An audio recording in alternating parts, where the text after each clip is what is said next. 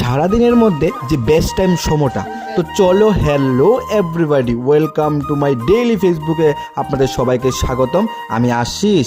তো সারাদিন সময় কাটানোর মধ্য দিয়ে যে সময়টা সব থেকে বেস্ট, সেই সময়ের ব্লগ ভিডিওটা, ছোট্ট একটা মিনি ব্লগ আর কি বানিয়ে নিলাম। তো সেই সময়টা ছিল, তো তোমরা আমার ভিডিওতে প্রথম জায়গাটা দেখে অবশ্যই বুঝতে পেরেছো। তো এটা হচ্ছে আমাদের বাড়ি থেকে বেরোনোর রাস্তাটা।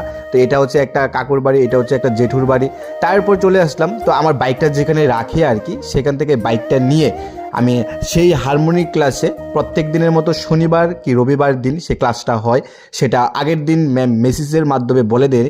তো সেভাবে হারমোনির ক্লাসে যাওয়ার জন্য প্রস্তুতি নিলাম। তো মোবাইলটা হাতে ধরে রাখার জন্য সেভাবে অসুবিধা হচ্ছিল আর কি। তো ফাইনালি চলে আসলাম সে আশ্রমে। আমাদের প্রত্যেক দিনের সে হারমোনিয়াম ক্লাসটা এই মন্দিরে হয়ে থাকে, অর্থাৎ আমাদের দেবীপুর সৎসঙ্গ আশ্রমে হয়ে থাকে। খুব পরিমাণে যে বসন্তকালে এটা বোঝা যাচ্ছে, গাছের সব পাতা ঝরে পড়ে আছে। আশ্রমটা কিন্তু প্রত্যেক দিন ঝাড়ু দেওয়া হয়, তার উপরেও এরকম অবস্থা হয়ে থাকে। তো কিছু হবে না, তো আর কয়েকদিন বাদেই দোল পূর্ণিমা আছে। তো হোলি উপলক্ষে আশ্রমে বিন্দাস সেই প্রোগ্রাম হবে, আনন্দ হবে, গান বাজনা হবে। তোমাদের সাথে ব্লগ নিয়ে আমি উপস্থিত থাকবো। তো আমাদের এই আশ্রমে যে ফুল বাগানটা এত সুন্দর, সত্যি কি বলবো, মনটা ভরে যায় যদি আমি দেখি। তাই ফাইনালি চলে আসলাম, ম্যামও চলে আসলো সেই ক্লাসে অ্যাটেন্ড, সবাই একসাথে হয়ে গেলাম। সবাইকে অনেক ধন্যবাদ, বাই।